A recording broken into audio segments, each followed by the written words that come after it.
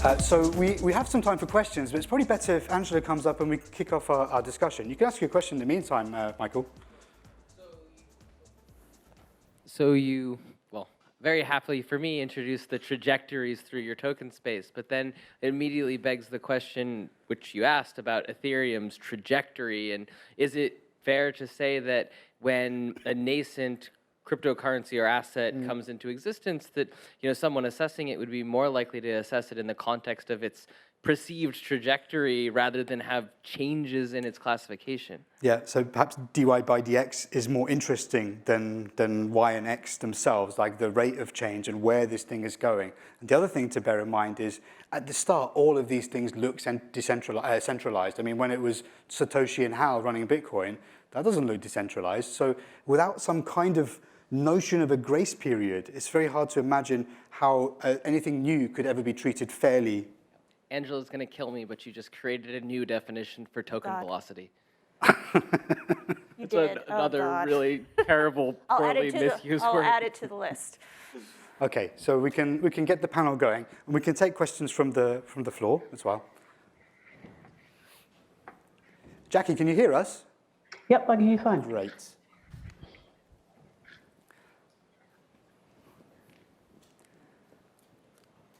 Questions and comments. So one thing that I didn't hear either one of you acknowledge or talk about is that all the politics that are embedded in the naming of these things, if Satoshi had been a leftist, our terminology would be completely different, right?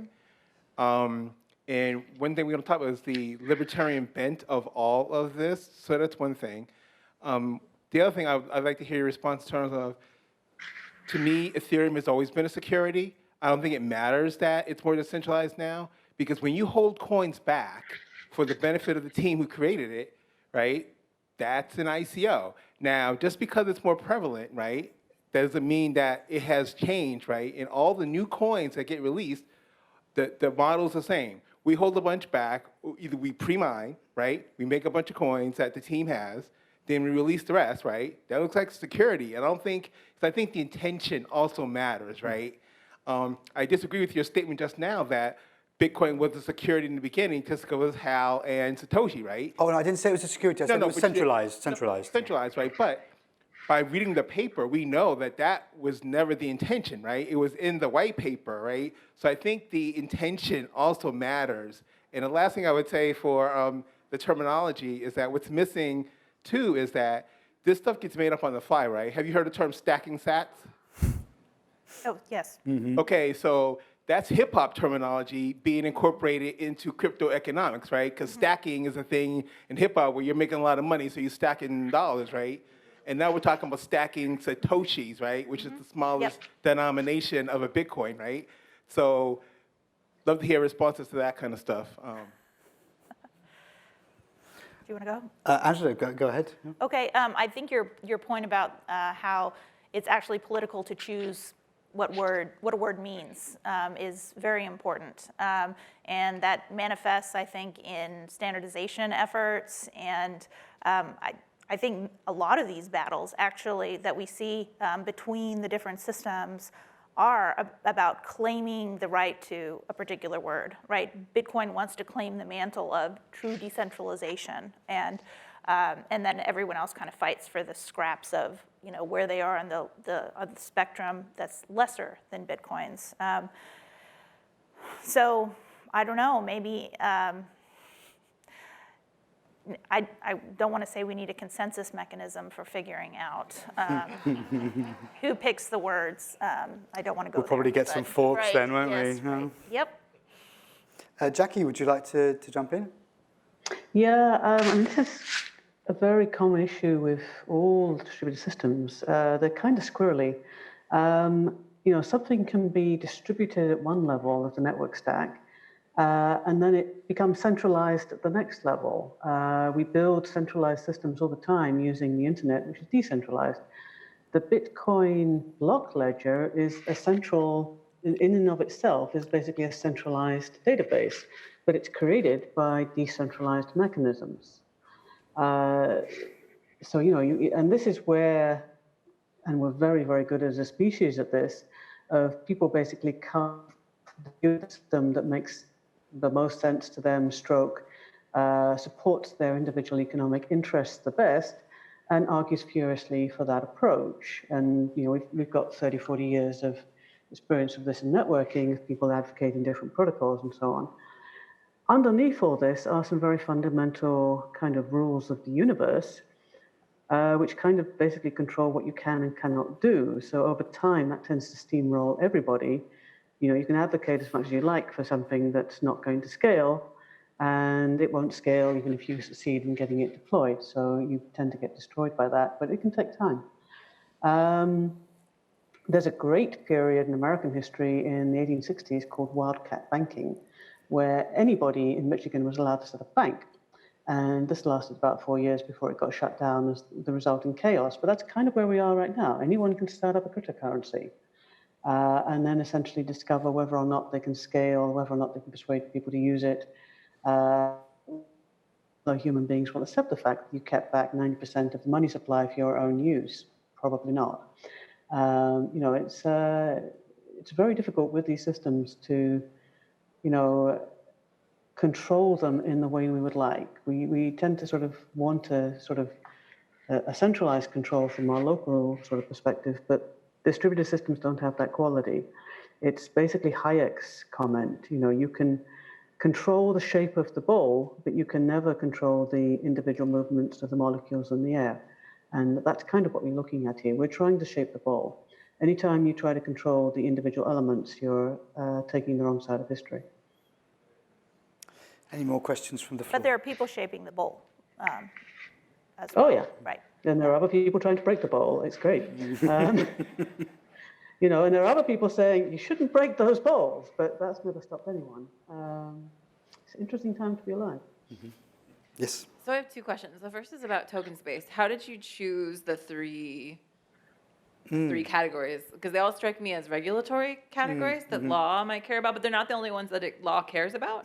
And so I wonder whether you're trying to answer one specific question, and that's how you pick those three, or what. And then the second question goes to the Arizona law definition and the idea of politics and words, because one of the questions people were asking when they're like, do we issue a formal statement saying stop messing with UITA, right? Was, well, look, states are going to do what they're going to do. These are political moves to attract business to the state. How do you stop state legislatures from doing that, right? Even if we get the words right as academics or industry, et cetera. I'll take the first one just briefly. Carla, really good point. So I chose those specifically because I was really frustrated with the lack of regulatory clarity. So I have no kind of horse in the race. So I don't know anything about law, governments, or politics, or anything like that. I've got a PhD in physics, I don't know.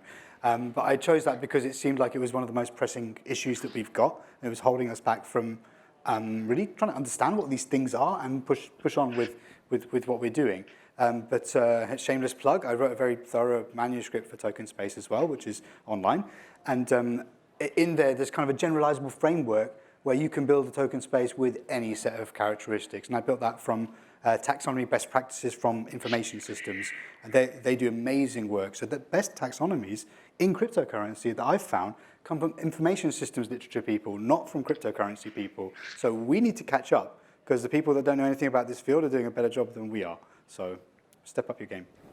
Okay. The question about, I guess, how do you control legislatures? You can't, obviously.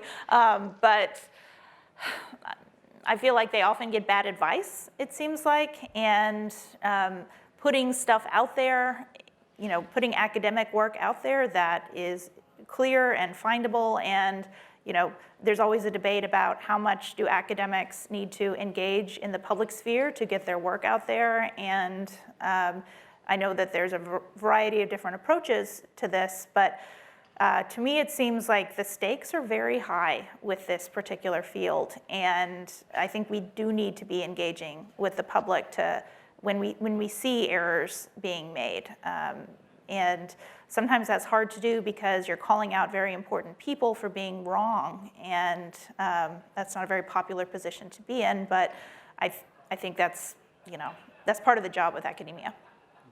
So I have a follow-up question, which is, how is it that this Arizona definition has ended up being kind of co-opted or replicated across so many different legislatures. Yeah, I wish I knew. I see it as kind of a virus, and The virus is spreading? it has sadly spread quite far.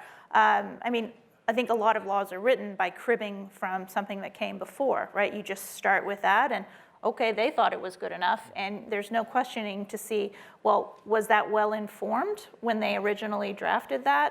And in this case, I think it clearly wasn't, but there's an assumption made that if something got into the law, then, you know, they must know something.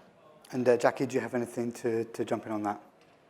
Yeah, this is why it's such, come and work in Iceland. It's a really small country, 350,000 people. You can engage with politicians anytime you like, down the pub. And I basically, was explaining at one point to any politician who would buy me a drink exactly how fractional reserve banking worked rather than the various economic views of it. And the key issue, which is exactly what Angela's picking up on, is that politicians are educated in sort of existing explanations of the system. So they think it works as they've been told by economics, which is provably wrong. And that's, I think, one of the biggest problems we have. But anyway, you can basically engage with politicians. They're people like anybody.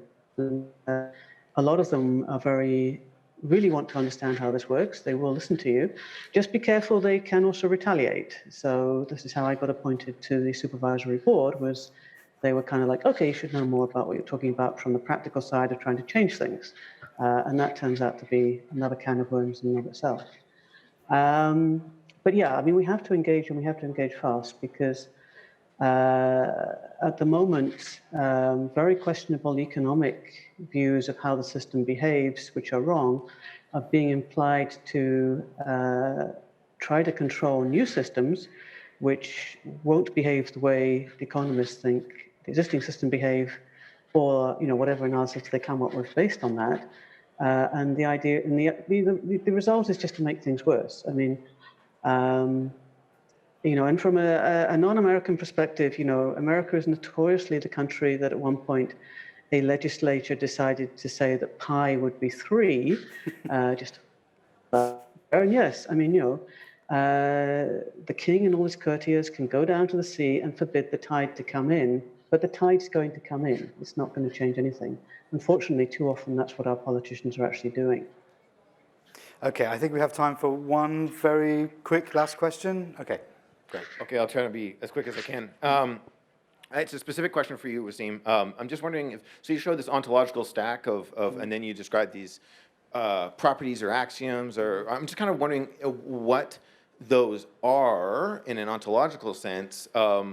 I can't tell if they're properties or if they're kind of natural kinds, and why I'm kind of probing here is because your work is actually, reminds me, it's very reminiscent, this is going to go a little far afield, and I have a very brief comment as well. It was reminiscent of sort of the scientific work that was going on 1,000 years ago. If you look at people like Ramon Lull and these sorts of folks, they say, okay, what are the fundamental axioms of the world, and let's put them into some arrangement, right? And this is a thinking machine, what we now call a computer. So there's that. And so what I appreciate about this as an endeavor, and this is sort of my comment, is none of this was an issue until, 5-6 years ago, because when Bitcoin started, of course, it was financial in the sense that they pretended it to be financial and there was an ideology behind it, right? But it actually wasn't. It was really a cultural phenomenon. It was a game or a toy, right? And so my pitch of the kind of interesting, this is a general thing, is we no longer speak about the radical movement, and I don't mean libertarianism in particular or overthrowing the central bank or whatever it might be. I just mean a radical movement. We no longer speak about that because we're so straight-laced now, right? We have sponsors and big fancy institutions and whatnot, and so I wonder if there's room left for the radical. And by this I mean also, like, let's question the assumptions around property that have been baked into these sorts of systems, right? And so that's my, and the leftists in the room can also interpret that as how they might want. Okay, let's talk offline about the ontological metastack, because I've written a bit separately about that. In terms of the radicals, like I know most of the people in this room, or I've spoken to most of them in the course of organizing this conference, and there are some radicals in this room, but they're maybe a little bit more softly spoken than the ones that carry placards and burn rows of tires in the streets. So I do wonder if like these things pendulum swings from one way or another, and so I do wonder what we'll see in the future. Angela, would you like to make any closing comments? Nope. Thank you so much. Would love to hear any ideas that everybody else has. And for Jacky, working on this. would you like to make any closing comments, please?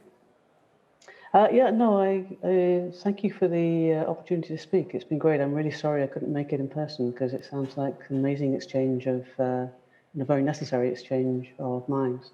We'll hope to have you here for the next edition, Jacky. So thank you very much all for listening, and thanks to the speakers. Thank you.